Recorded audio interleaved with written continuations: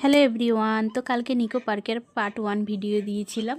তো আজকে দিচ্ছি পার্ট 2 ভিডিও নিকো পার্কের। তো কালকের ভিডিওটা অনেক লম্বা হয়ে যাবে, ওই জন্য ছোটো করে দিয়েছিলাম। তো আজকেও বেশি বড় দেবো না, আজকে ছোট্ট করে ভিডিওটা দেবো।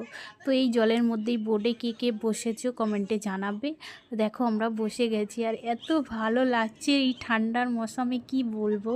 মানে নিচে জল, উপরে রোদ্দুর, আর এরকম একটা ঠান্ডার সময় খুব ভালো লাগছে। আমরা তো খুব এনজয় করছি।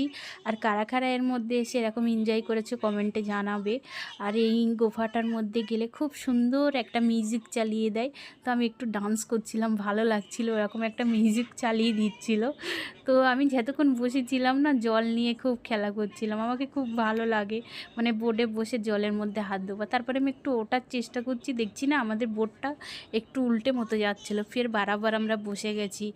না ঠিক ভেবে বসলে কি বলো তো, এর মধ্যে জল ঢুকে যাবে, যেহেতু জলের তো চলছে তাই। আর টাওয়ারটা দেখো কত সুন্দর লাগছে। তো আমার সোনা বাবাটা দেখো আমার সামনে এসে বসে গেছে। আর ও খুব এনজয় করছে, যেহেতু ওর জন্য যাওয়া ছিল, ওর বার্থডে ছিল 26 জানুয়ারি, তাই।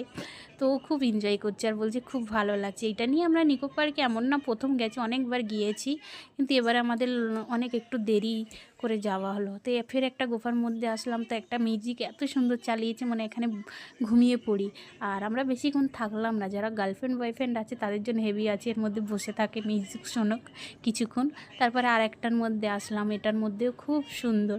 তো কী বলো তো, আমরা একটু তাড়াতাড়ি যাচ্ছিলাম, আর এই যে ব্রিজের নিচেটা দিয়ে যাচ্ছি, দেখো কত ভালো লাগছিল। তো তারপরে না ওকে নিয়ে একটু ওর খেলার জায়গায় চলে আসলাম।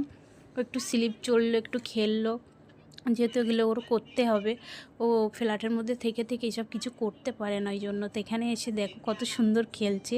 আর নিকো পার্কে বাচ্চাদের জন্য খুবই মানে ভালো আমার মনে হয়। তারপরে ও দোলনা চড়ছে, তো তারপর বলছে আমাকে একটু ঝুলিয়ে দাও।